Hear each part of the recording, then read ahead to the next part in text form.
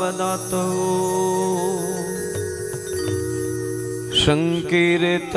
संकीर्तनैकपितरो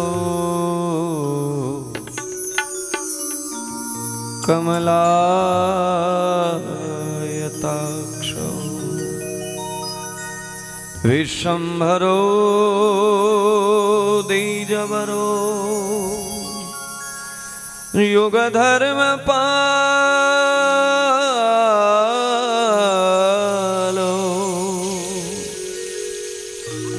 वन्दे जगत्प्रियकरो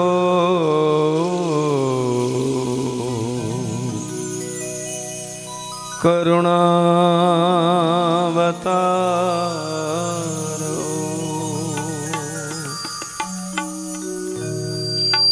वन्दे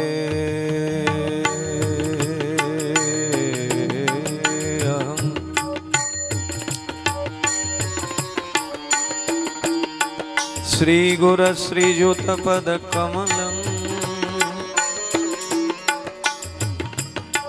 श्रीगुरुन् वैष्णवांश्च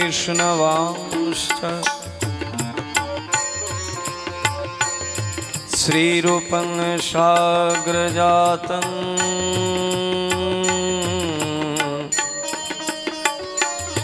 सहगण रघुनाथान्वितं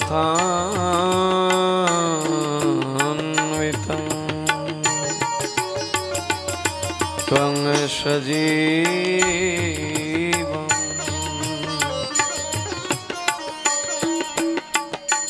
साद्वैतं सावधूतं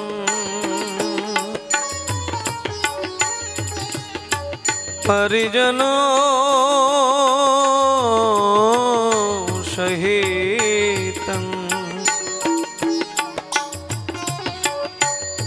कृष्ण चैतन्य देवं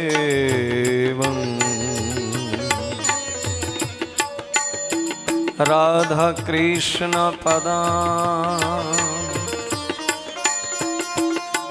सहगण ललिता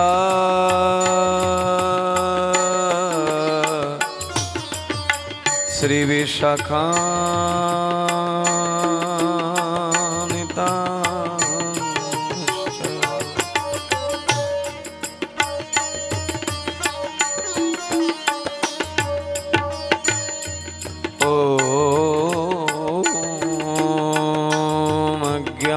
अज्ञानतिमिरन्धस्य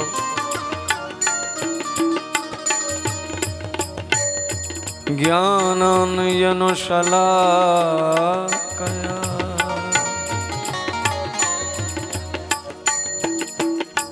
चक्षुरुन्मीलितं येन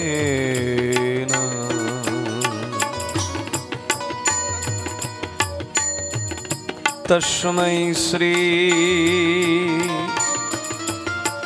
गुरवे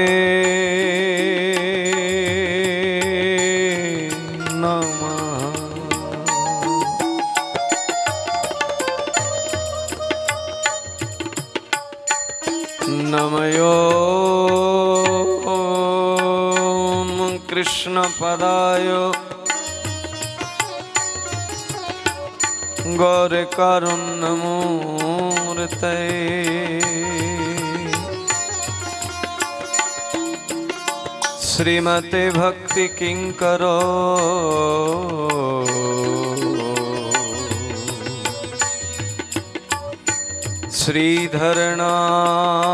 श्रीधरनाम धारिणे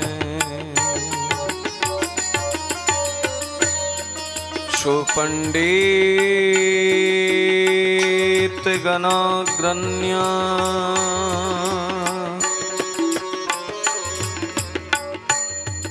वात्सल्य प्रेम वर्षिणे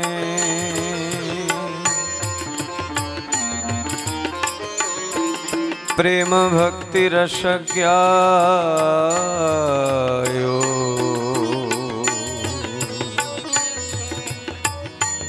श्री गुरवे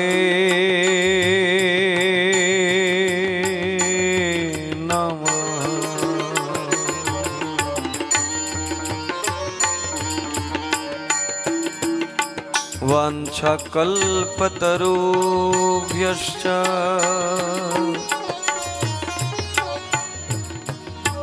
कृपासिन्धो एव च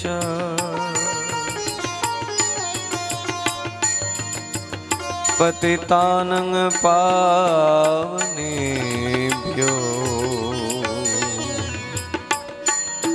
वैष्णवेभ्यो नमो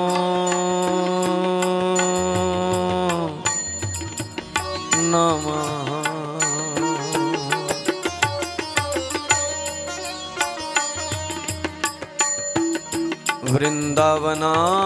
वृंदावनावनिपते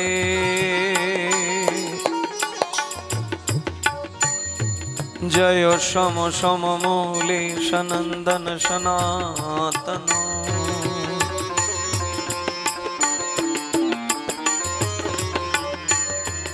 नारदिद्य गोपेश्वर व्रज विलासी योगांग्री पद में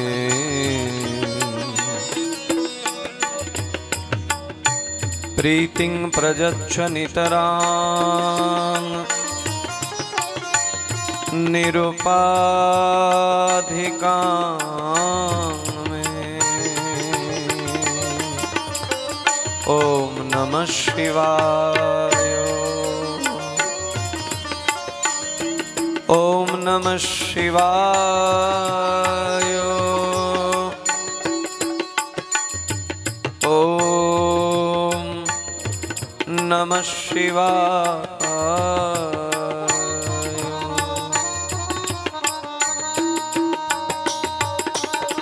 सर्वमंगल मंगले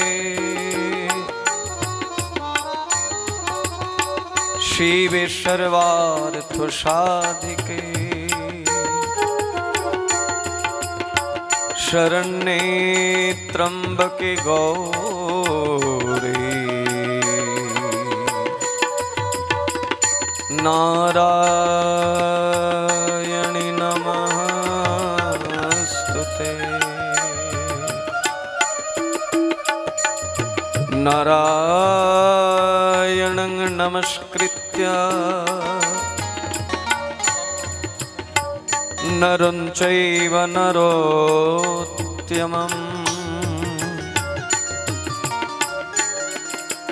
देवीं सरस्वतीं व्यासं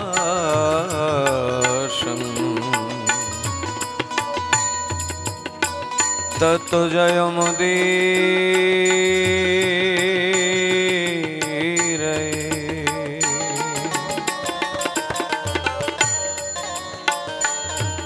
श्री कृष्ण चैतन्य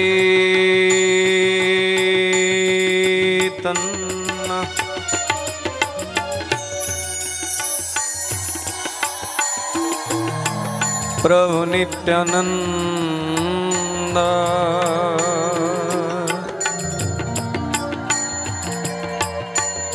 श्री अद्वैत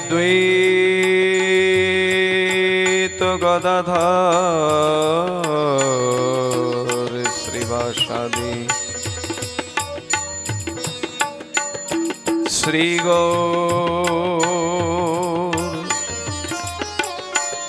भक्तवृंद।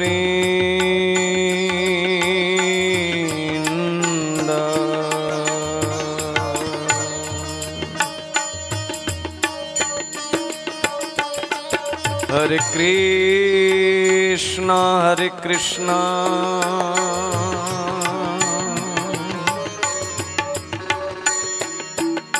कृष्ण कृष्ण हरे हरे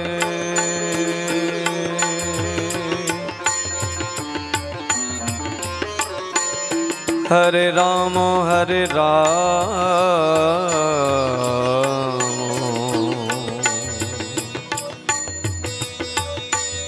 राम राम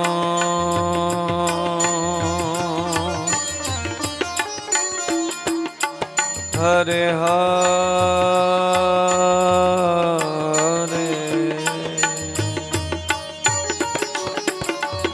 हरे Krishna Krishna Krishna Hare Hare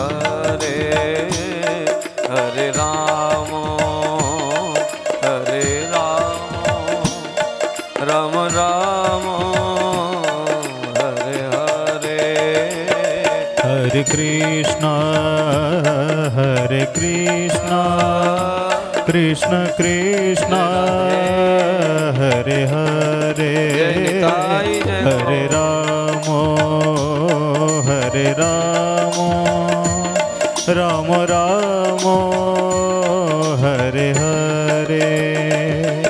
Hare Krishna, Hare Krishna, Krishna Krishna, Hare Hare, Hare Ramo, Hare Ramo, Rama Rama, Hare Hare. Hare Krishna, Hare Krishna, Krishna Krishna, Hare Hare, Hare Ramo, Hare Ramo, Ramo Ramo, Hare Hare. Hare Krishna, Hare Krishna, Krishna Krishna, Hare Hare, Haribo, Hare Ramo, Hare Ramo, Ramo Ramo, Hare Hare.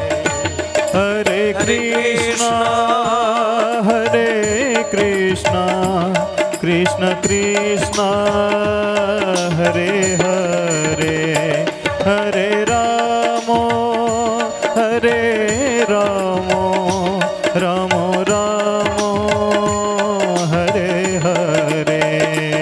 Hare Krishna, Hare Krishna, Krishna Krishna, Hare Hare, Hare Ramo, Hare Ramo, Ramo Ramo, Hare Hare. Hare Krishna, Hare Krishna, Krishna Krishna, Hare Hare, Hare Ramo, Hare Ramo, Ramo Ramo, Hare Hare. Hare Krishna, Hare Krishna, Krishna Krishna, Hare Hare, Hare Ramo, Hare Ramo, Ramo Ramo, Hare Hare. Hare Krishna, Hare Krishna, Krishna Krishna, Hare Hare, Hare Ramo, Hare Ramo, Ramo Ramo, Hare Hare. Hare Krishna, Hare Krishna, Krishna Krishna, Hare Hare, Hare Ramo, Hare Ramo, Ramo Ramo, Hare Hare. Hare Krishna, Hare Krishna, Krishna Krishna, Hare Hare, Hare Ramo, Hare Ramo, Ramo Ramo, Hare Hare. Hari Bol, Hari Bol, Hari Bol, Hari Bol. Nitai Gaur Hari Bol, Hari Bol, Hari Bol, Hari Bol. Nitai Gaur Hari Bol, Hari Bol, Hari Bol, Hari Bol. Nitai Gaur Hari Bol, Hari Bol, Hari Bol.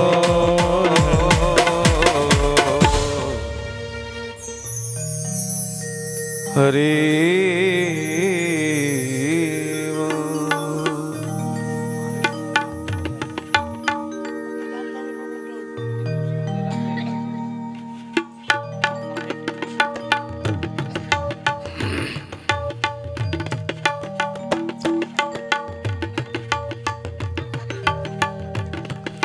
Satchidanandarupaaya Vishatpatyadihetave Tapatrayo Vinashaya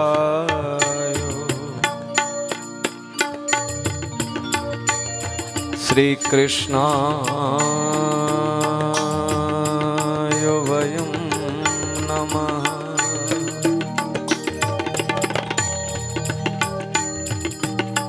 तमादिदेवं करुणानिदानं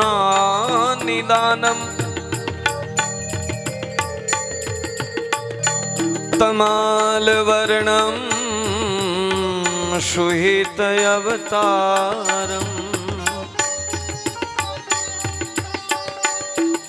अपार संसार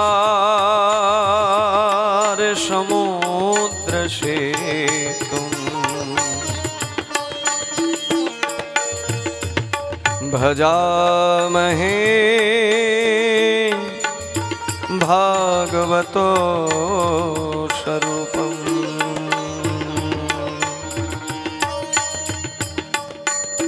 निगमकल्पतरोर्गलितं फलम् सुखमुखादमृतं द्रवसंयुतं पीबत भागवतं रसमालयम्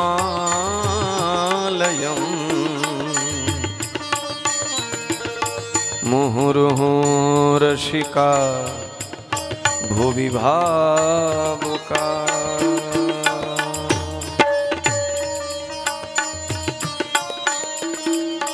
आराध्य भगवान् ब्रजेश तनयम्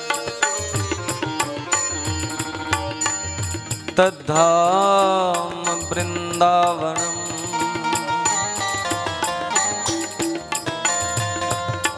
रम्या काचिदुपासना ब्रजवधू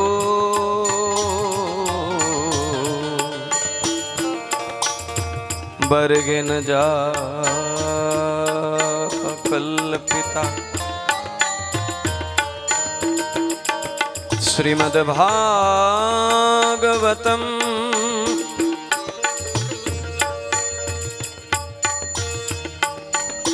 प्रेम पुमर्थी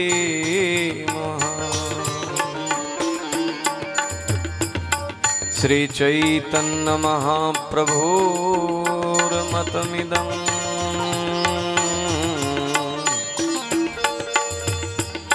तत्रादरनो परः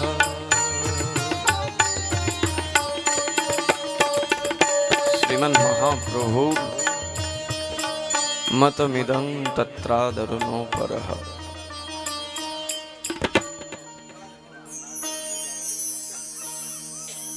जय राधे। श्री भगवानीर অসীম অনুকম্পায় কলিযুগ পাবন অবতারী পরম ভগবান পরম কারুণিক পরম করুণা বরুণালয় শ্রী নদিয়া বিহারী নবদ্বীপ চন্দ্র গৌর হরির অশেষ কৃপায় আমরা টর্কি শ্রী শ্রী মাতা কালীর মন্দিরে উপনীত হয়েছে। মায়ের বিশেষ পূজা উপলক্ষে পঞ্চদিবসীয় ভাগবতী কথা যজ্ঞের আজকে পঞ্চম দিবস। কথা বিশ্রাম হলে পরে সেই পুণ্য লগ্নে মায়ের পূজার্চনা আদি হবেন। ভক্তবৃন্দ বলছেন পিবতম ভাগবতম রসোমালয়ম মুহুর্মুহু রসিকা ভুবি ভাবুকা। এই ভাগবত কথা কার অন্তরে গিয়ে প্রভাব বিস্তার করে? সবার অন্তরেই প্রভাব বিস্তার করে, তাতে সন্দেহ নেই। কিন্তু বিশেষভাবে কাদের হৃদয়ে গিয়ে নাড়া দেয়? বলছেন মুহুর্মুহু রসিকা ভুবি ভাবুকা। যারা রসিক জন, যারা ভাবুক, কৃষ্ণ রসে রসিক, যিনি ভাব জগতে বিচরণ করেন, সেই রসিক জন এবং ভাবুক জনার হৃদয়ে ভগবানের এই দিব্য বাংময়ী কথা শ্রীমতী ভাগবতী কথা তাদেরকে ভক্তি সাগরে, প্রেম সাগরে অবগাহন করায়। আমরা প্রসঙ্গক্রমে শুনেছি যে এই শ্রীমদ্ ভাগবতটা কি না, বলছেন এটাও একটা পূর্ণ মহাকুম্ভ। তীর্থরাজ প্রয়াগে যেভাবে 144 বছর পর সঙ্গমস্থলিতে, গঙ্গা যমুনা সরস্বতীর সেই সঙ্গমস্থলিতে কোটি কোটি ভক্তগণ গিয়ে অবগাহন করছেন, স্নান করছেন পুণ্য হওয়ার নিমিত্তে, পাপ থেকে পরিত্রাণের আশায়, সেই রকম মহাপুণ্য কুম্ভ হচ্ছে শ্রীমদ্ ভাগবত।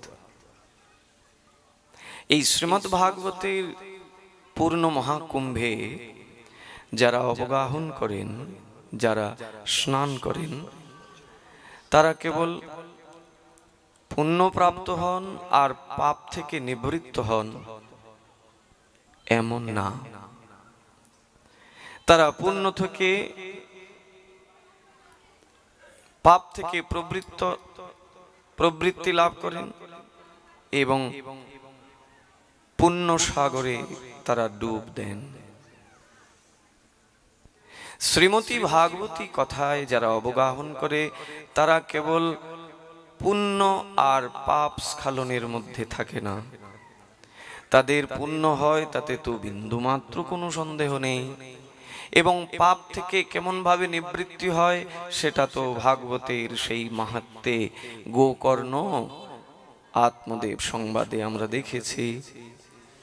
সেখানে গোকর্ণের শ্রীমুখ থেকে সেই ভাগবতীয় প্রসাদ পান করে ধুন্ধুকারীর মতো পাপী নিকৃষ্ট সে কেবল ভগবানের কথা শ্রবণ করে সমস্ত পাপ থেকে নিবৃত্ত হয়ে যায় এবং সে সশরীরে ভগবত ধামে গমন করে। ভাগবত কথা শ্রবণের দ্বারা পাপ থেকে জীব নিবৃত্ত হয়, পুণ্য লাভ করে, এবং অতিরিক্ত যেটা সেটা কি না, ভাগবত কথা পিপাসু ভক্তগণ তারা নিরন্তর প্রেম এবং ভক্তিরূপ সাগরে স্নান করেন।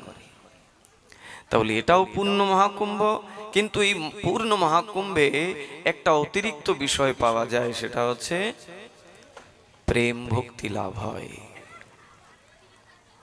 আমাদের এই জগতে আসার পেছনে মূল কারণ হচ্ছে আমরা যেন এই জগৎ থেকে কিছু সংগ্রহ করে নিয়ে যেতে পারি। তা সংগ্রহ করে যেটা নিয়ে যাব সেটা কি বস্তু? ভক্তি রেবৈণং নয়তি, ভক্তি রেবৈণং দর্শয়তি, ভক্তি বশো পুরুষঃ। আমরা এই জগৎ থেকে যেটা নিতে এসেছি, ভগবান এই মাইক জগতে আমাদেরকে যে পাঠিয়েছেন, এই জগৎ থেকে একটা বিষয় সংগ্রহ করে নেওয়া যেতে পারে, আর এটা সকলের ভাগ্যেও হয় না। এটা কাদের ভাগ্যে হয় না? যারা রসিক, যারা ভাবুক, যারা ভাগবতের সঙ্গ করেন, তারাই কেবলমাত্র ভক্তি সঞ্চয় করতে পারেন এবং ভক্তিটাকে নিয়ে পরপারে যেতে পারেন। আজকে অনেক সাধু সজ্জনদের এখানে আগমন হয়েছে, যদ্যপি সামনাটা একদমটাই ভরা, কিন্তু অনেক সাধুরা আসছেন, আসবেনও। তাদেরকে একটু জায়গাও করে দিতে হবে ভক্তবৃন্দ। সাধুগণ যখন কোনো মহতী অনুষ্ঠানে আসেন, তখন ওই মহতী অনুষ্ঠানটা সত্যিকার অর্থে পূত পাবন পবিত্র হয়ে যায়। কারণ সাধু এমন একটা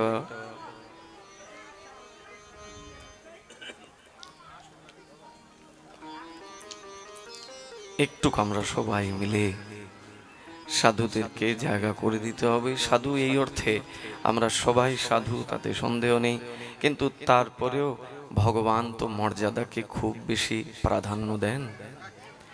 যার যে মর্যাদা তাকে সেই মর্যাদা দিতে হবে। সেই মর্যাদা যদি হানি হয় তাহলে মহাপ্রভুর মনে বড্ড কষ্ট হয়।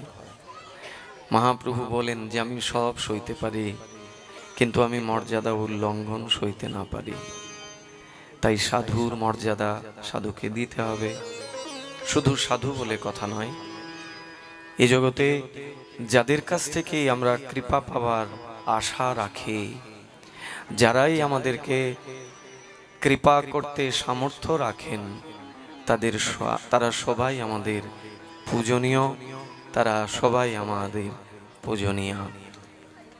যেমন মায়ের পূজা হবে এখানে, মায়ের এই বিশেষ তিথিতে মায়ের এই আরাধ্য দেবতা, মা যার আরাধনা করেন সেই প্রভুর কথা আমরা শ্রবণ করছি।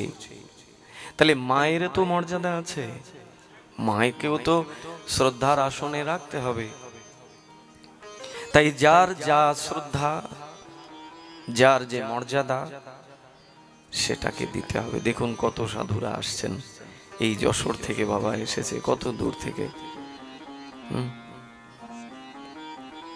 আমার এই বাবা এসছে রাজৌর থেকে, আরো কত কত সাধুরা। বাবা সামনে চলে আসেন।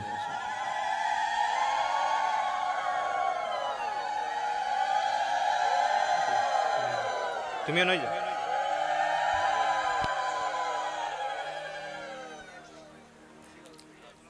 আপনারা মহা ভাগ্যবান। এরা সাধুরা এসছেন শ্রীনগর, মুন্সিগঞ্জ থেকে, কেউ কেউ আসছেন সাতক্ষীরা, যশোর থেকে। এই যে সাধুগণ কোনো অনুষ্ঠানে যখন আসেন, তখন অনুষ্ঠানটা সার্বিকভাবে স্বয়ং সম্পূর্ণ হয়ে যায়, সফলতা লাভ করে। রাধে রাধে বাবা। আমাদের আসনটা একটু জায়গার কম, তো নইলে সাধুদেরকে এখানেই বসানো যেত। যাই হোক, সাধুগণ কৃপা করে আমাদেরকে, আমাদের অপরাধ নেবেন না।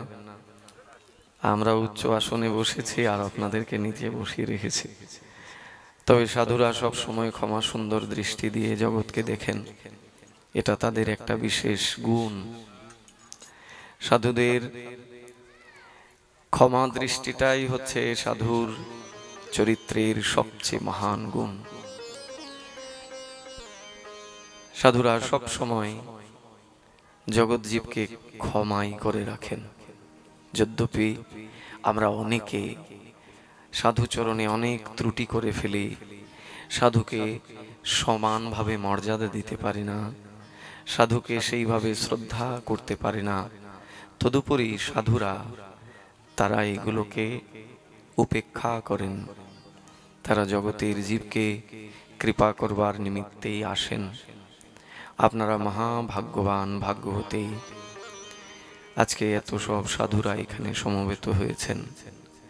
আর আপনারা তো ভাগ্যবানই বটে। এই ভাগ্যবান না হলে কি ভাগবত কথা শ্রবণ করার সৌভাগ্য হয়? যে কথা দেবতাগণের মনে কত উৎকণ্ঠা রাখে, তারা শুনতে আসেন, অথচ তারা শুনতে পান না। সেই কথা যদি আমরা শ্রবণ করতে পারি তাহলে এটা কম ভাগ্যের কথা। তাই ভক্তবৃন্দ, কি শুনছিলাম আমরা? বলছিলেন মুহু মুহু রসিকা ভুবি ভাবুকা। ভাগবতী কথা কার হৃদয়ে গিয়ে নাড়া দেয়? যদ্যপি সকলের হৃদয়ে নাড়া দেয়, তদুপরি বিশেষভাবে কার হৃদয়ে নাড়া দেয়? বলছেন রসিকা ভুবি ভাবুকা। যারা রসিক, যারা ভাবুক, তাদের হৃদয়ে নাড়া দেয়। কেমন ভাবে নাড়া দেয় জানেন? তাদের হৃদয়কে এমন ভাবে নাড়া দেয় যে তারা এই প্রাকৃত জগতের মধ্যে থেকেও তারা মুহূর্তের মধ্যে অপ্রাকৃত জগতে গিয়ে ডুব দিয়ে আসেন। তাই সর্বোপরি সর্বাগ্রে সমস্ত সাধু সজ্জনগণ যারা কৃপা করে এই মহাভাগবতী পূর্ণ কুম্ভে এসেছেন আমাদের সকলকে কৃপা করবার জন্যে, তাদের সকলের চরণে অসংখ্য কোটি দণ্ডবত প্রণাম করে মাদৃশ এই অধম যদি কোনোভাবে আপনাদেরকে অবজ্ঞা করি, অমর্যাদা করি, নিজ গুণে ক্ষমা করবেন।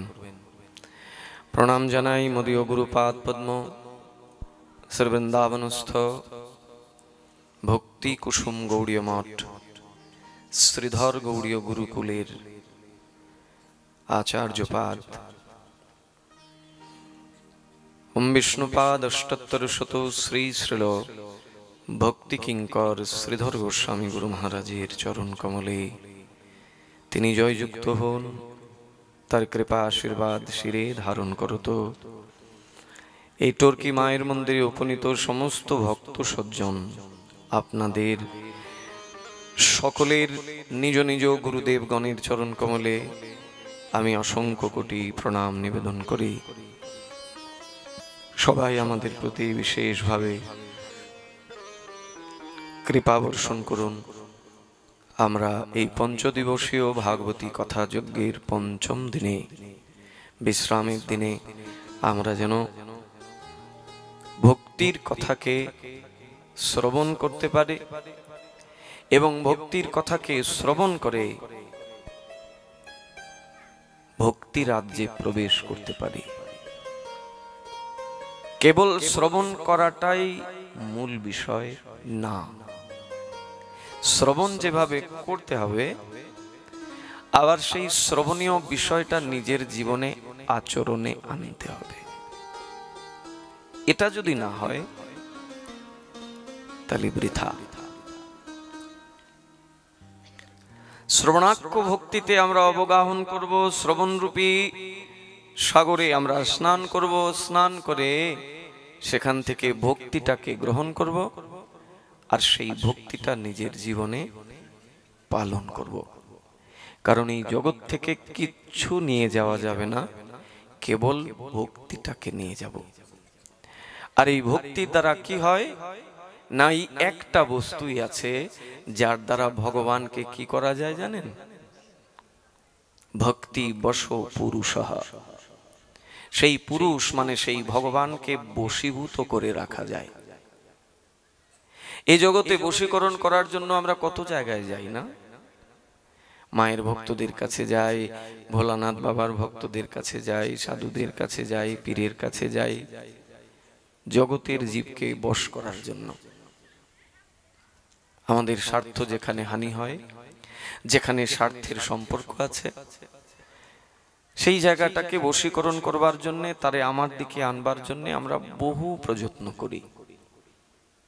কিন্তু ভগবানকেও তো বশ করার জন্য প্রযত্ন করা উচিত। যে ভগবান আমাকে এই জগতে আনলেন, যে ভগবানের কাছে যাওয়ার জন্য আমি এই জগতে এসেছি, সেই ভগবানকেও তো বশ করা উচিত। তা সেই ভগবানকে কেমন করে বশ করবেন? এই জগতে কি কোনো কিছু আছে ভগবানকে বশ করা যায়?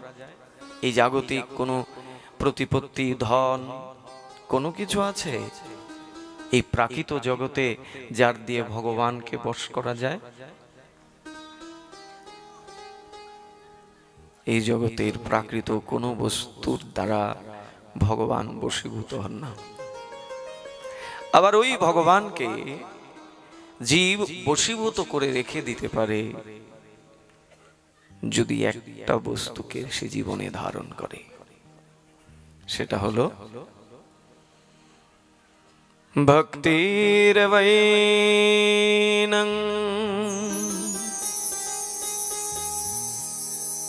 নয়তে ভক্তিরবৈনং দর্শয়তে ভক্তিবশো ভক্তিবশো পুরুষঃ। সেই ভগবানকে বশ করা যায় একটা ভক্তির দ্বারা। ভাগবতী কথা শ্রবণের মুখ্য উদ্দেশ্য হচ্ছে কৃষ্ণ চরণে প্রেম ভক্তি লাভ করা। আমরা কি বলছি যে পূর্ণ কুম্ভে স্নান হচ্ছে সেই প্রয়াগরাজে, সেখানে কোটি কোটি লোক স্নান করছেন, ভক্তদের ঢল, সেখানে কত লোক পদপৃষ্ঠ হয়ে মারা যাচ্ছেন পর্যন্ত। কিন্তু সেই পূর্ণ কুম্ভে স্নান করে কি প্রাপ্ত হচ্ছে না, পুণ্য লাভ করছি, অধিক পুণ্য, অধিক থেকে অধিকতর পুণ্য লাভ করছি, এবং জন্ম জন্মান্তরের পাপ সব দূরীভূত হচ্ছে, পরিষ্কার হয়ে যাচ্ছে। কিন্তু এই ভাগবতীর পূর্ণ কুম্ভে যারা আমরা স্নান করছি, তারা শুধু পাপ স্খলন হচ্ছে, পূর্ণ লাভ হচ্ছে তা নয়, তারা প্রেম ভক্তি লাভ করছেন কৃষ্ণ চরণে। তাই তো ভগবান বলছেন শ্রুয়তাং শ্রুয়তাং নিত্যং, নিত্য প্রতিদিন শুনতে হবে। কি কথা না ভগবানের কথা, কেন শুনতে হবে? শুনিতে শুনিতে সেহ,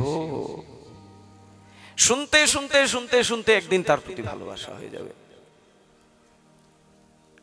না শুনে ভগবানের প্রতি ভালোবাসা হবে অসম্ভব। ভগবানের সঙ্গ করলেই হয় না, সঙ্গ করলেও হয় না। আর তার কথা না শুনে তার প্রতি ভালোবাসা হয়ে যাবে। ব্রজ গোপীগণ বলছেন, আমরা যেখানেই থাকি প্রভু তোমার প্রসঙ্গে জেনে থাকি, আমরা যেন তোমার প্রসঙ্গ ছাড়া না হই। তোমার প্রসঙ্গ ছাড়া হই না যেন,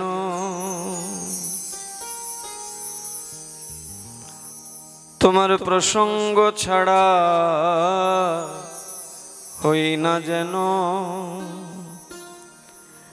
বলি প্রসঙ্গ হারা হলে প্রভু তোমায় হারা হব মোরা।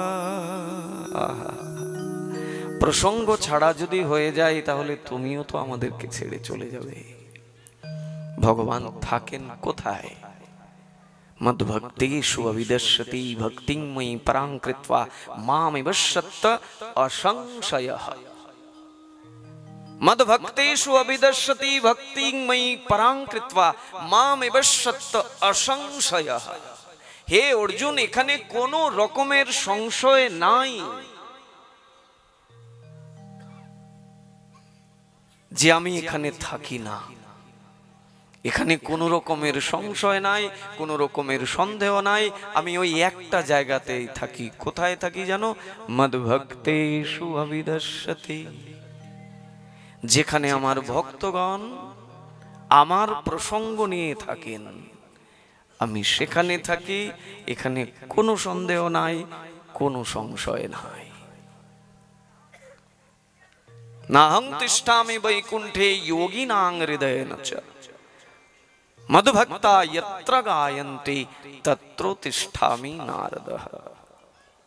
আমার থাকার জায়গাই হচ্ছে আমার ভক্তগণ যেখানে আমার প্রসঙ্গ আলোচনা করেন, ওখানেই আমি থাকি। আর নয়তো বৈকুণ্ঠে গেলেও আমায় পাবে না। আমাদের মতো সাধারণ মানুষ, ভগবান যদি এখানে এসে দাঁড়িয়ে যান, আমরা তাকে চিনতে পারবো? কখনোই না। আর যদি চিনিও তাকে, তারপরেও কি তাকে সেবা করতে পারবো?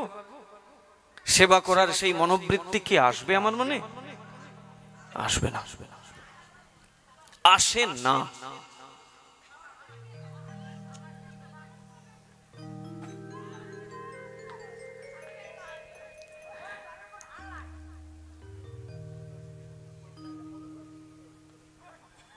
ভগবান যদি এই মুহূর্তে এখানে চলেও আসেন, সেই ভগবানকে এক তো আমরা চিনতে পারবো না, কারণ এই জড়চক্ষু দিয়ে তাকে চেনাও যায় না। আর যদিও বা চিনেও ফেলি, তাও তার কি সেবা করতে পারবো? সেই সেবা বুদ্ধি কি আমার মধ্যে আসবে? আসে না। সেখানে শুক্রাচার্যের উপাখ্যানে আমরা দেখতে পাই, বলি মহারাজের সেই যজ্ঞশালাতে স্বয়ং গুরুদেব বসে আছেন। স্বয়ং গুরুদেবকে আসনে বসিয়েছেন এবং শিষ্য বলি মহারাজ তিনি ভগবানের অনুগ্রহ লাভ করবার জন্য যজ্ঞের আয়োজন করেছেন, দান যজ্ঞ। সেখানে দানটাও যে করছেন গুরু আনুগত্যে, গুরুদেবকে স্পর্শ করে প্রসাদ করছেন এবং সেই প্রসাদটা দিচ্ছেন কাদেরকে? না যারা তার কাছে এসেছেন দান নেবার উদ্দেশ্যে। সেখানে গুরুদেবকে জিজ্ঞাসা করছেন যে গুরুদেব, আমার কাছে দান প্রার্থী, আপনি আদেশ করুন, আমি তাকে দান দিয়ে কৃতার্থ হই। কারণ দানের দ্বারা ভগবান প্রসন্ন হন। আর সেই দান যদি সরাসরি সাধুর সেবায় লাগে, সরাসরি যদি সাধুর চরণে যায়, যে কোনো দান, সেই দান বৃথায় যায় না। একটা সাধারণ মানুষকে যদি আপনি একদিন একবেলা পেট ভরে খাওয়ান, সেই দানও নষ্ট হবে না, সেই দানের দ্বারাও পুণ্য অর্জন হবে। আর এই রকমের পুণ্য সঞ্চয় হতে হতে হতে হতে যখন পাহাড় সমান হবে, সেই পাহাড় সমান পুণ্যের দ্বারা স্বীকৃতি লাভ হবে। একটা সাধারণ মানুষকে কিছু দিলেও, দান করলেও সেই দান বৃথায় যায় না। আর ওই দান যদি কোনো সাধুর চরণে লেগে যায়, তাহলে বলছেন এর দ্বারা শুধু পুণ্য হয় না, সরাসরি স্বীকৃতি লাভ হয়। স্বীকৃতি কি করে? স্বীকৃতি ভগবত চরণে নিয়ে যায়।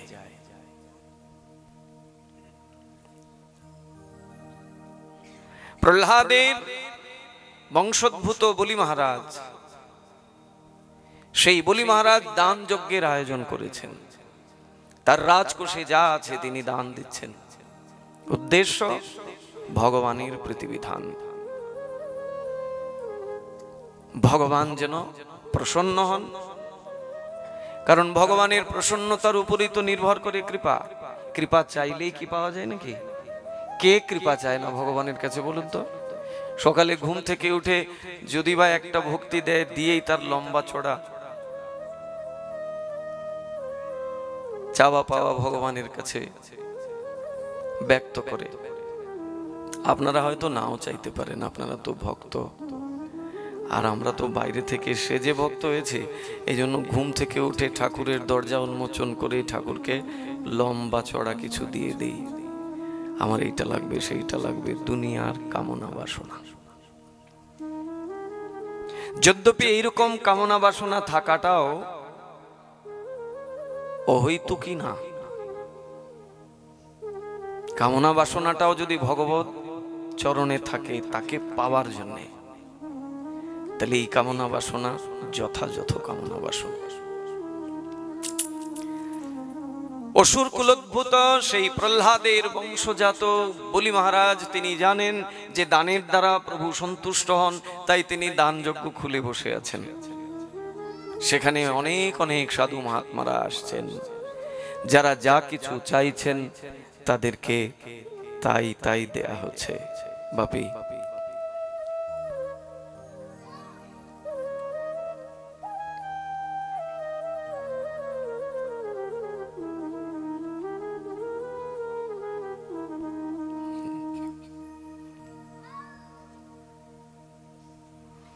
জয় রাধে।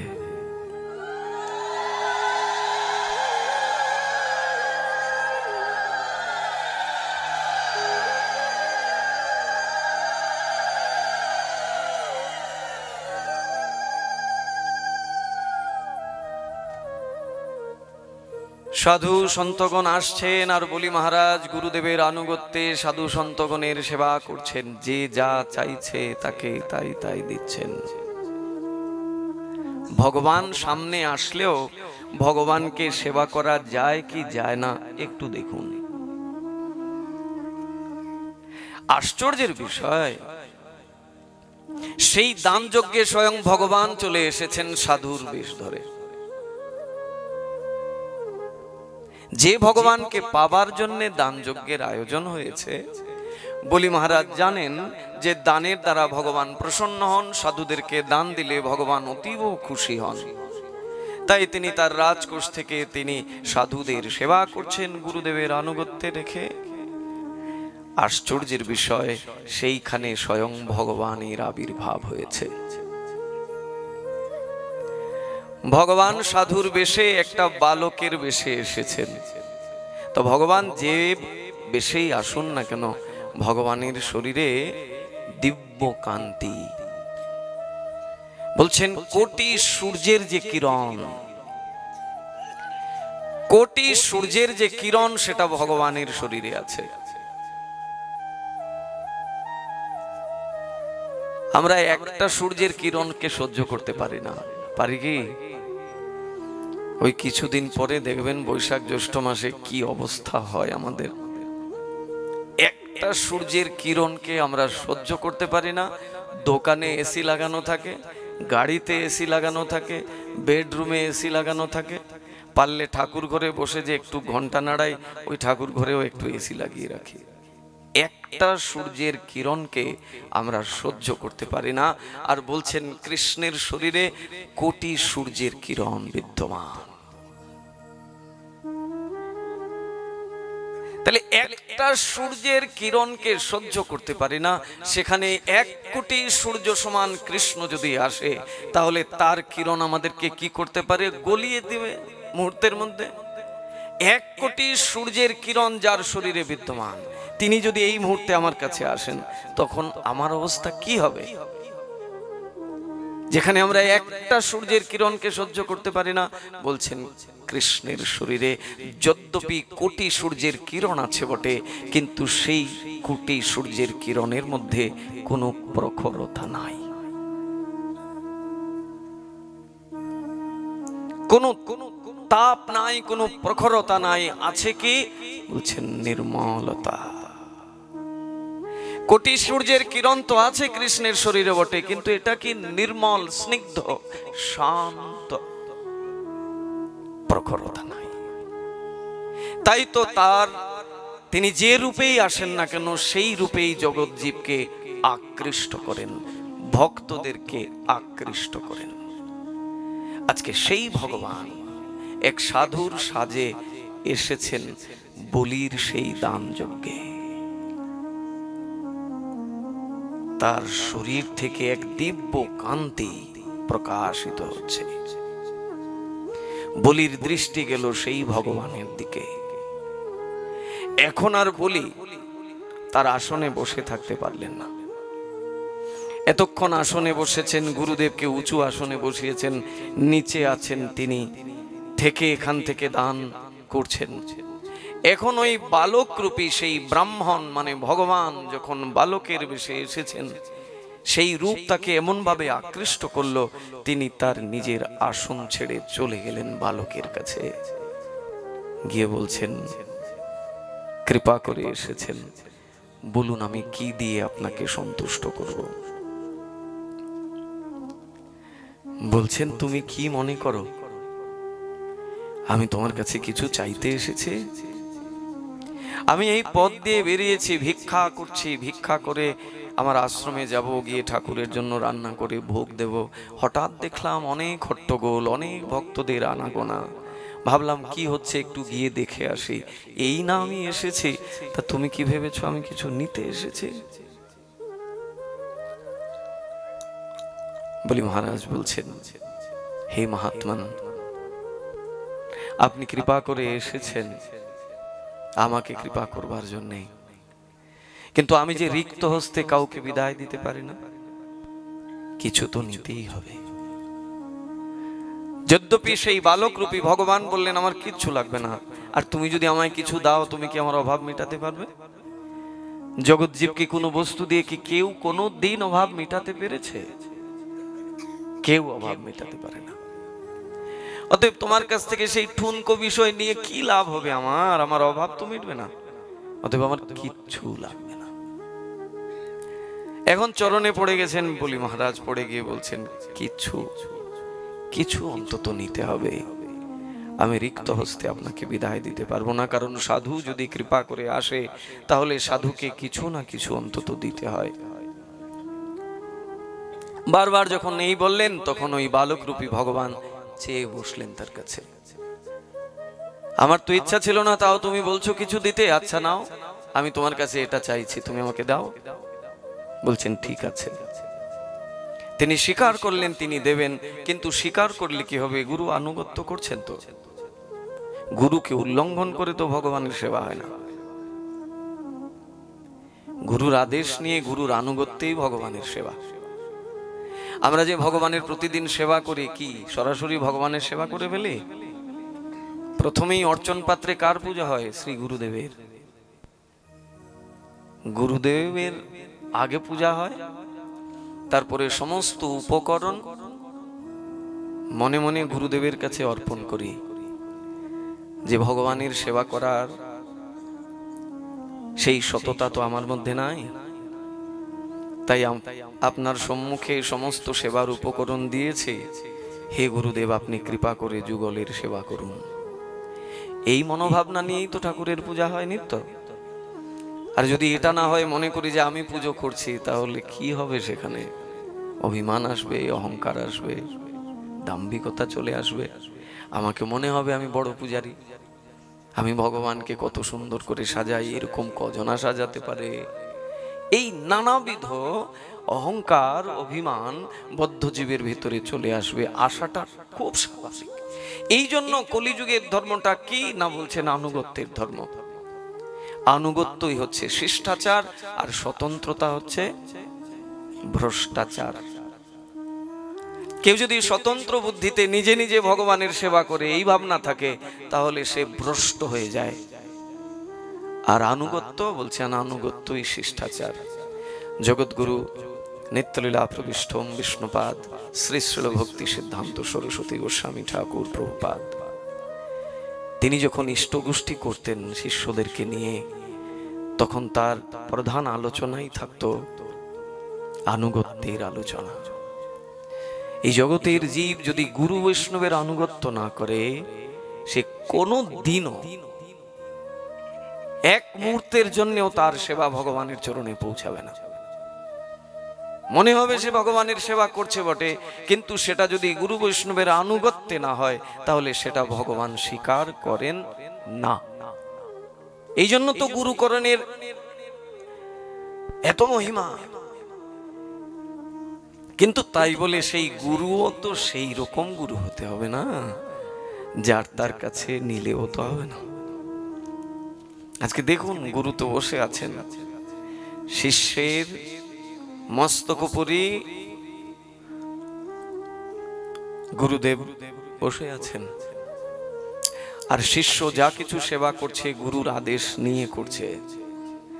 এখন ওই বালক রূপী ভগবানকে বলছে, প্রভু তুমি আমার কাছে যা চাইছো আমি তোমায় দিচ্ছি, বলে এসেছেন গুরুদেবের কাছে, গুরুদেব কৃপা করুন। এই সাধু মহাত্মা এসেছেন, তিনি আমার কাছে চেয়েছেন ত্রিপাদ ভূমি, আমি তাকে ত্রিপাদ ভূমি দিতে চাই, আপনি আমায় আদেশ করুন। গুরুদেব কি বললেন? বললেন, খবরদার বলি, তুই ওই বালককে কিচ্ছু দিতে পারবি না। এখন গুরু যদি অধিকার না দেয়, তাহলে কেমন করে হবে সেখানে? যদ্যপি তিনি কথা দিয়েছেন সেই ব্রাহ্মণকে, সেই বামন দেবতাকে, যে প্রভু আপনি যা চাইবেন আমি আপনাকে তাই দেব, কিন্তু এসেছেন এবার গুরুর কাছে আদেশ নিতে। গুরু একটাই আদেশ করলেন, এরে কিচ্ছু দেওয়া যাবে না। গুরুদেব কি কারণ? বলে, তোমার কাছে যেটা সামান্য বালক মনে হচ্ছে, সে কোনো সামান্য বালক নহে। তার পরিচয় জানো তুমি? তিনি বৈকুণ্ঠের অধীশ্বর স্বয়ং ভগবান বিষ্ণু বালকের রূপ ধরে এসেছেন তোমার সবকিছু হরণ করবেন বলে। গুরুদেব আদেশ দিলেন না, এবং তার যে পরিচয় সেটাও তিনি জেনে ফেললেন। ধ্যানে বসে বুঝতে পারলেন, আমার শিষ্যের কাছে যে বামন রূপে এসেছে, বালক রূপে এসেছে, সে কোনো সামান্য বালক নয়, সে সাক্ষাৎ ভগবান। আর ওই ভগবানকে পাওয়ার জন্যই তার শিষ্য বলি এই দান যজ্ঞের আয়োজন করেছেন, অথচ তার গুরুদেব নিষেধ করছে তাকে কিছু দেয়া যাবে না। পারবেন গুরুর এই আদেশকে উল্লঙ্ঘন করতে? বলি ঠিকই পেরেছিল। বলি মহারাজ সাষ্টাঙ্গে গুরুচরণে প্রণাম করছেন, প্রণাম করে বলছেন, হে গুরুদেব, আপনি যেদিন আমাকে কৃপা করে আপনার চরণে ঠাঁই দিয়েছেন, যেদিন আপনি আমাকে সেই অপ্রাকৃত মন্ত্র দান করেছেন, সেদিন আমি আপনার চরণে আত্মসমর্পণ করেছি। এই দেহের প্রতি আমার কোনো অধিকার নাই, তাই আমি আপনার চরণে প্রণিপাত। আপনি আমাকে টুকরো টুকরো করে জলে ভাসিয়ে দেন, আমি কোনো অভিযোগ করব না। কারণ যেদিন আমি আপনাকে গুরু বলে বরণ করেছি, সেদিন আমি সব আপনায় সমর্পণ করেছি। আপনি আমাকে টুকরো টুকরো করে জলে ভাসিয়ে দেন, আমি কোনো অভিযোগ করব না, কোনো প্রতিবাদ করব না। কিন্তু গুরুদেব, আপনি এখন যেটা আমাকে বলছেন যে ইনি সাক্ষাৎ ভগবান বিষ্ণু আর তার আমি সেবা করব না, আপনার এই অন্যায় আদেশ আমি মানতে পারবো না।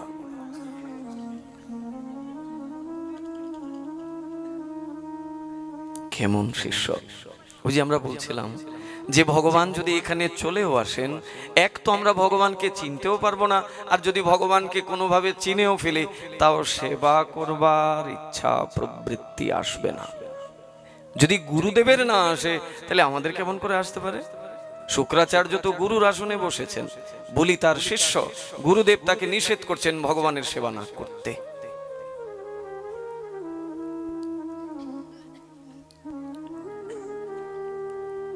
ভাগবতে কত কিছু আছে। ভাগবতে এমনও তো বিষয় আছে, গুরু এবং শিষ্যের মধ্যে যুদ্ধ হয়েছে কুরুক্ষেত্রের ময়দানে, সেই ধর্মক্ষেত্রে যেখানে কৌরব আর পাণ্ডবের মধ্যে যুদ্ধ হয়েছিল। সেই যুদ্ধের বহু পূর্বে গুরু এবং শিষ্যের মধ্যে যুদ্ধ হয়েছিল 18 দিন, পরশুরাম আর পিতামহ ভীষ্মের সাথে। পরশুরামই আদেশ করেছিলেন শিষ্যকে, তোকে আমার সাথে যুদ্ধ করতে হবে, নইলে আমি তোকে ক্ষমা করব না। তোকে আমি বধ করব, কিন্তু যুদ্ধ না করে বধ করব না। নিরস্ত্র অবস্থায় তোকে আমি বধ করব না, তোকে অস্ত্র ধারণ করতে হবে, আমার সাথে যুদ্ধ করতে হবে, এবং যুদ্ধে আমি তোকে পরাজিত করব, কারণ তুই আমার আদেশকে উল্লঙ্ঘন করেছিস। গুরুদেব বলছেন পরশুরাম তার শিষ্য পিতামহ ভীষ্মকে। আর পিতামহ ভীষ্মের কেমন গুরু ভক্তি! সাষ্টাঙ্গে প্রণাম করে বলছেন, হে গুরুদেব, শিষ্যের কি স্পর্ধা গুরুদেবের সাথে যুদ্ধ করতে পারে? এটা তো আমার দৃষ্টতা হবে। কিন্তু আপনি যেহেতু আমাকে আহ্বান করেছেন, আপনি আমাকে আদেশ করেছেন অস্ত্র ধারণ করতে, আমি আপনার আশীর্বাদ নিয়ে আপনার আনুগত্যে অস্ত্রকে ধারণ করলাম। যুদ্ধ করলেন, কিন্তু একটা বাণ গুরুদেবের নাভির উপরে ছুড়লেন না, প্রত্যেকটি বাণ গুরুদেবের চরণের উদ্দেশ্যে নিক্ষেপ করলেন। 18 দিন সেখানে যুদ্ধ হলো, অন্তিমে শিষ্য পিতামহ ভীষ্মের জয়লাভ হলো, গুরুদেব পরাজিত হলেন। যথা ধর্ম তথা জয়। আমরা মনে করি যে গুরুদেব কৃপাচার্য, গুরুদেব দ্রোণাচার্য, তারা পঞ্চপাণ্ডবের পক্ষে থাকলেন না। থাকলেন কেন? তারা সেই অসৎ দুর্যোধন আর দুঃশাসনের পক্ষে, কৌরবের পক্ষে। গুরুদেব তো ধর্মের পক্ষে থাকার কথা ছিল। গুরুদেব কি তাহলে অর্জুনের পক্ষে ছিলেন না? গুরুদেব কি দ্রোণাচার্যের পক্ষে ছিলেন? নিজেরাই বিচার করুন তো, কার পক্ষে ছিলেন গুরুদেব? দুর্যোধন যখন গুরুদেব দ্রোণাচার্যের কাছে যুদ্ধের প্রারম্ভে গেছে আশীর্বাদ চাইতে, তখন গিয়ে কি বলেছে? হে গুরুদেব, আশীর্বাদ করুন, যুদ্ধে যেন বিজয় লাভ হয়। দ্রোণাচার্য কি আশীর্বাদ দিয়েছিলেন? বললেন, দুর্যোধন, যথা ধর্ম তথা জয়। ধর্ম যেদিকে থাকবে সেদিকেই জয় হবে। আর যুধিষ্ঠির মহারাজ তার পঞ্চপাণ্ডব, তার 5 ভাইকে নিয়ে গেলেন গুরুদেবের কাছে। গিয়ে গুরুদেবকে প্রণাম করে বলছেন, হে গুরুদেব,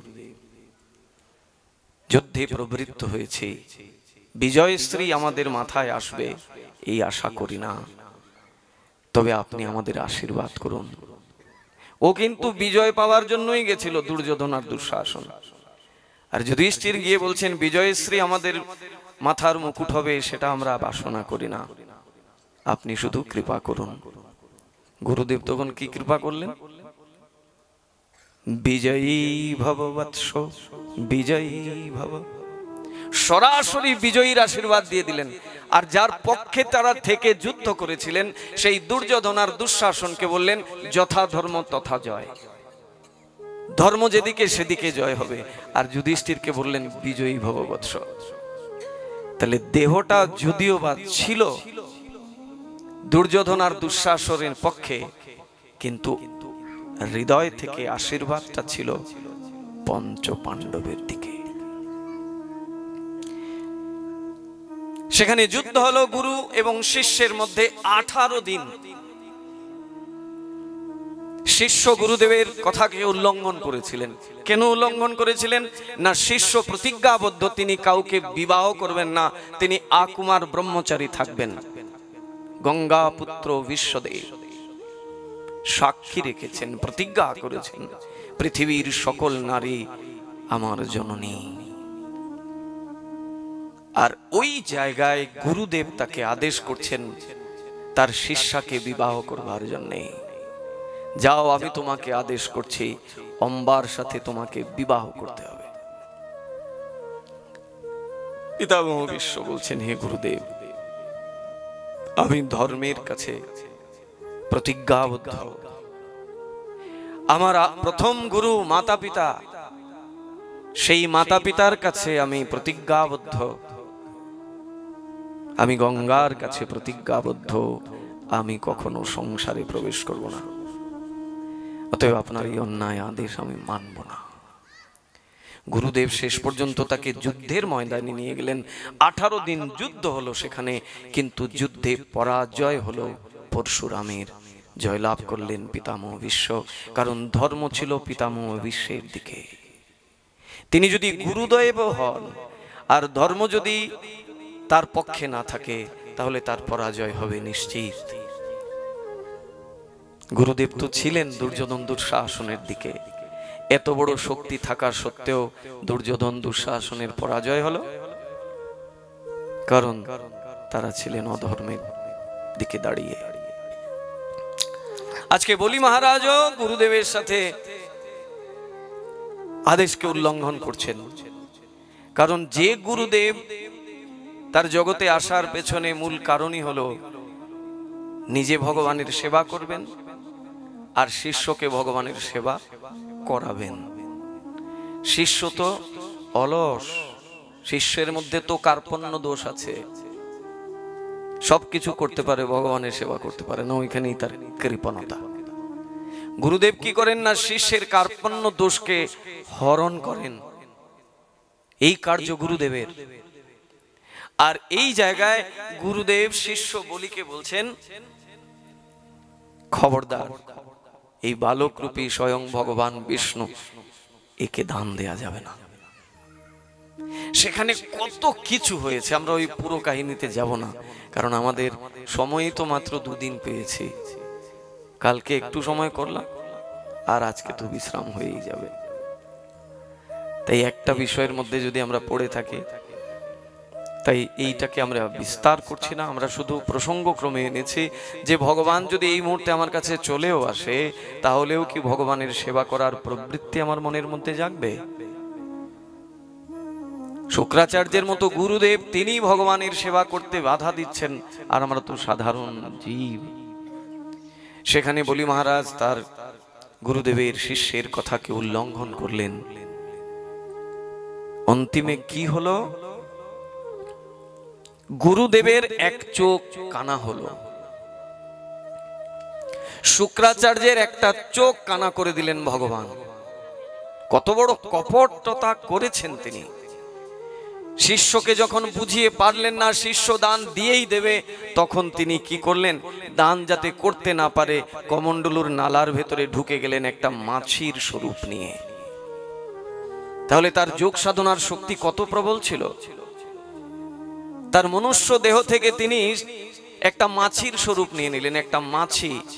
মাছির আকৃতি নিয়ে কমণ্ডলুর নালার ভেতরে ঢুকলেন আর কমণ্ডলুকে বন্ধ করে দিলেন যাতে জল পড়ে না।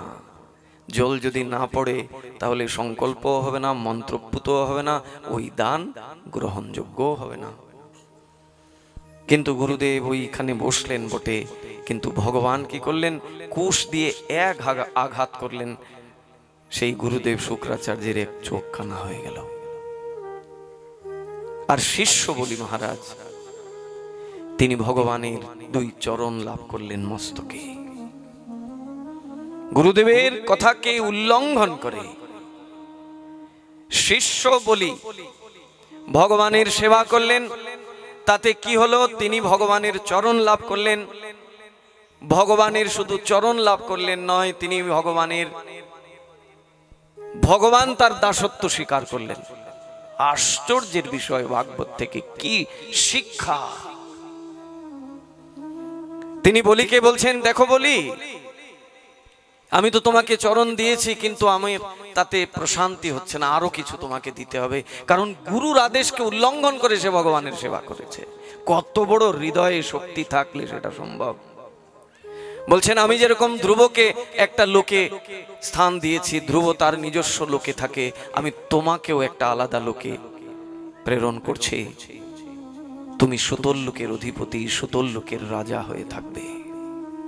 বলো তুমি আমার এই দান স্বীকার করলে? ভগবান দান করছেন এবার বলি মহারাজকে। আর বলি মহারাজও কেমন ভক্ত, বলছেন, প্রভু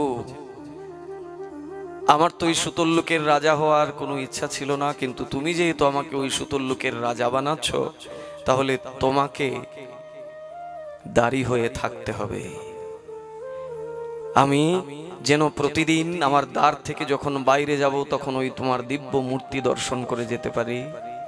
আবার যখন বাইরের কাজ শেষ করে আমি আবার অন্দরমহলে ঢুকবো, তখন যেন আবার ওই তোমার দিব্য মূর্তি দর্শন করে ভেতরে আসতে পারি। তবে আমি তোমার দান স্বীকার করব। ভক্ত হলে কি করা যায় দেখুন তো। ভগবানকে তার দাড়ি বানিয়ে নিয়েছে বলি মহারাজ ভক্তির দ্বারা। ভগবান বললেন, তথাস্তু, আজকে থেকে আমি তোমার দাড়ি হয়ে গেলাম। সেই সুতল লোকের দাড়ি হয়ে ভগবান তার ভক্ত বলি মহারাজকে সেবা করে যাচ্ছেন। যদ্যপি তার গুরুদেব নিষেধ করেছিলেন শুক্রাচার্য, সেই কারণে শুক্রাচার্যের এক চোখ হারাতে হয়েছিল। কিন্তু বলি মহারাজের গুরু ভক্তি দেখুন। ভগবান যখন বলি মহারাজকে বলছে, বলি আমি তোমার প্রতি সুপ্রসন্ন হয়েছে, বলো তুমি কি চাও? বলে আমার কিচ্ছু লাগবে না। বলে কিছু তো চাইতে হবে। বলে সত্যি যদি কিছু দিতে হয় তাহলে আমার গুরুদেব আপনার সাথে অন্যায় করেছেন, আমার গুরুদেব আপনাকে সেবা করতে বাধা দিয়েছেন, বিঘ্ন করেছেন। আপনি কৃপা করে আমার গুরুকে ক্ষমা করে আপনার চরণে স্থান দিন। গুরু ভক্তির কোনো ন্যূনতা রাখেননি বলি মহারাজ। ভাগবত কেন শুনতে হবে জানেন ভক্তবৃন্দ? ভাগবত আমাদের হৃদয়কে নির্মল করে দেবে। যত রকমের আমার ভেতরে প্রশ্ন আছে, সব প্রশ্নের মীমাংসা আপনি নিজে নিজে পেয়ে যাবেন, কারুর কাছে যেতেও হবে না। যদি একটু শ্রবণাক্ষ ভক্তিটাকে হৃদয়ে লালন করেন, সব উত্তর পেয়ে যাবেন। এই তো ভাগবতের শক্তি, এটা অন্য কোথাও গেলে পাওয়া যাবে না। এই জন্যই তো বলছেন বারংবার এই কথা শুনতে হবে। শুনিতে শুনিতে সেহ কি অদ্ভুত চৈতন্য চরিত, কৃষ্ণে উপজীবে প্রেম। ভগবত চরণে প্রেম হয়ে যাবে, ভালোবাসা হয়ে যাবে। মুখে মুখে তো আমরা সবাই বলি ভগবানকে ভালোবাসি, ওই ভালোবাসার মধ্যে নির্মলতা নাই, ওই ভালোবাসার মধ্যে সরলতা নাই, ওই ভালোবাসাতে আছে কপটতা, কৌটিল্যতা, কুটিনাটিতে ভরা ওই ভালোবাসা। ওই ভক্তিকে যদি শুদ্ধ বিশুদ্ধ করতে হয় তাহলে সর্বনাক্ষ ভক্তির দ্বারাই সম্ভব। সেই গুরুর মূল আকর, সমস্ত গুরু তত্ত্বের মূল আকর যিনি, যাকে আমরা পেয়েছি শ্রী রাধা রূপে, এই রাধারানী ব্রজেশ্বরী, তিনি কি? তিনি হচ্ছেন সমস্ত গুরুতত্ত্বের মূল আকর। সমস্ত গুরুগণ সেই রাধার কৃপাধন্য। সেই রাধার চরণ থেকে রাধার দাসী রূপে তারা এসেছেন আমাদের কাছে। গুরু মানে কি? রাধার দাসী। আর রাধাকে, রাধা হচ্ছে প্রেম প্রদায়িনী শক্তি। নিতাই চাঁদকে, নিতাই চাঁদ হচ্ছেন প্রেম ভক্তি প্রদায়তা। নিতাইও গুরু, রাধাও গুরু। কৃষ্ণ তার শরীর থেকে দুই গুরুর সৃষ্টি করলেন, একদিক দিয়ে বলরাম, একদিক দিয়ে রাধা। এই দুজনই হচ্ছেন মূল গুরু। কারণ গুরু ছাড়া ভগবত ভজনের শিক্ষা কে দেবে? তিনি যে ভগবান, তিনি যে জগতে এসেছেন জগৎজীবকে কৃপা করবার জন্যে। কিভাবে কৃপা হবে? না ভগবানের সেবা করতে করতে ভগবানকে প্রসন্ন করতে পারলে তবে না ভগবানের কৃপা আসবে। তাহলে ভগবানের সেবা করার প্রবৃত্তি কি মানুষের মনে আসে কখনো? কখনো আসে না।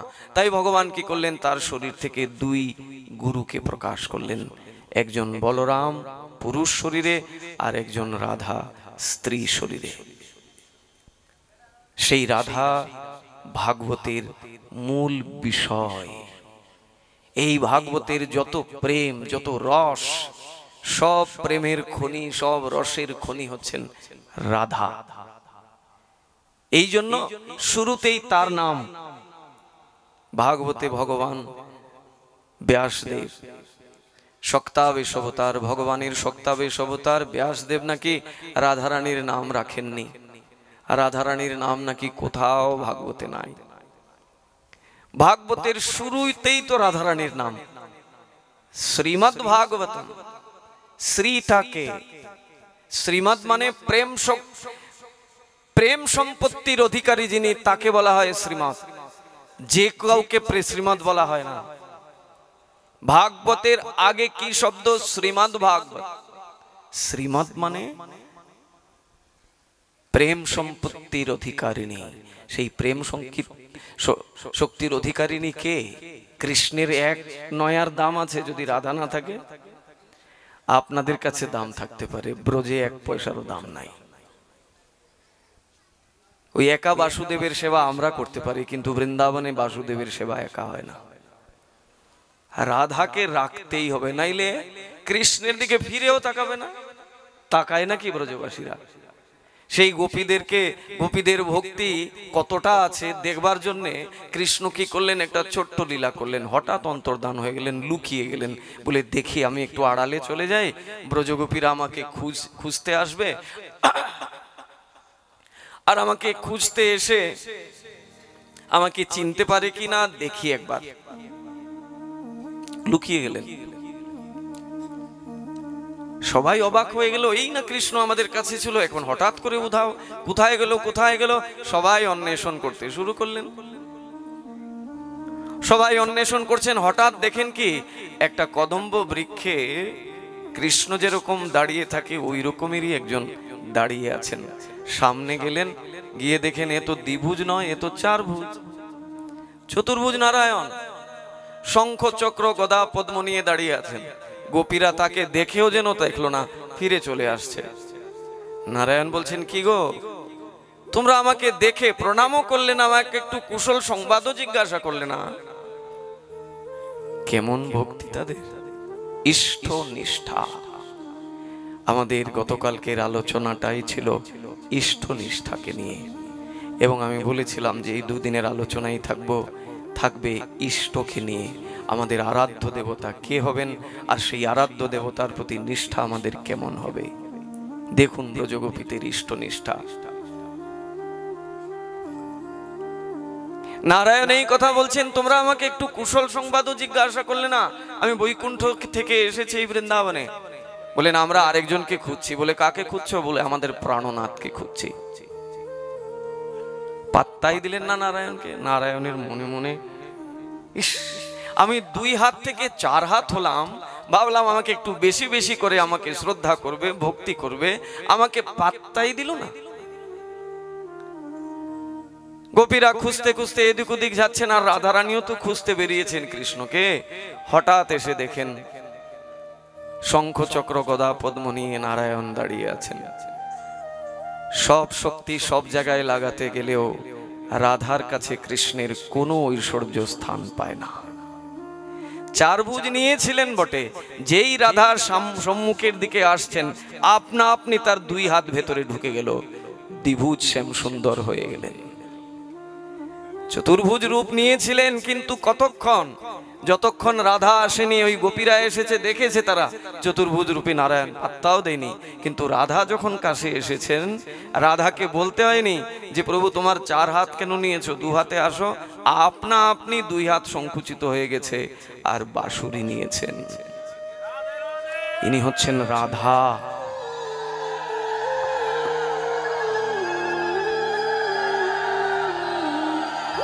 ইনি হচ্ছেন রাধা। রাধেতি আরাধেতি কারণঞ্চ দর্শিতম। আরাধনার যিনি মূল কারণ তিনি হলেন রাধা।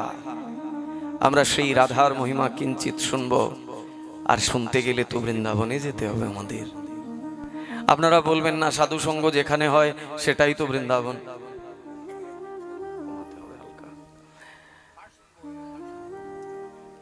রাধে রাধে। আপনারা বলবেন আমরা তো বৃন্দাবনেই বসে আছি। অবশ্যই বৃন্দাবনে বসে আছি আমরা, কিন্তু তারপরেও আমরা আমাদের ভক্তি দিয়ে, আমাদের অর্থ দিয়ে আমরা বৃন্দাবনের মতো করে একটা মন্দির বানিয়ে নিতে পারি, বৃন্দাবনের মতো একটা ধাম বানিয়ে নিতে পারি, কিন্তু তাই বলে সেটা বৃন্দাবন ধাম হবে না। বৃন্দাবন তো বৃন্দাবনই, যেখানে সাক্ষাৎ ভগবান সেই গোলক থেকে সকলকে নিয়ে এসেছিলেন।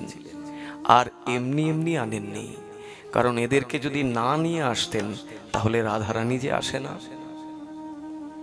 রাধারানী যে বলছে আমি কেন যাব ওই গোলক ছেলে তোমার ওই ভুলোকে, যেখানে গিরিরাজ নাই, যেখানে যমুনা নাই, যেখানে ময়ূর ময়ূরী নেই, ওখানে আমি যাবই না।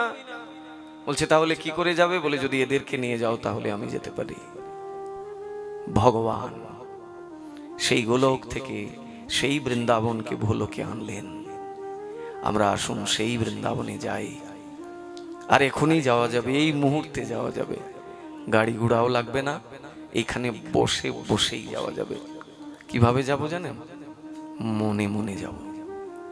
মনের মধ্যে সেই বৃন্দাবনকে ভাবুন, দেখুন বৃন্দাবনে চলে যেতে পারবো। আর নয়তো বৃন্দাবনে গেলেও সেখানে বৃন্দাবনে যাওয়া হবে না। সেখানে গিয়েও যদি আপনার গ্রামের বাড়ির কথা মনে হয়, আপনার দেশের বাড়ির কথা মনে হয়, তাহলে ওই বৃন্দাবনে গিয়েও ঢনঢনা ঢনঢন কিছুই লাভ হলো না। আবার এইখানে বসেও বৃন্দাবনের কৃপা হয়ে যাবে। আসুন আমরা রাধারানীর কথা শুনবো তো, তাই রাধারানীর চরণে একটু পুষ্পাঞ্জলি প্রদান করব। আর আপনারা, কালকে আমি বলেছিলাম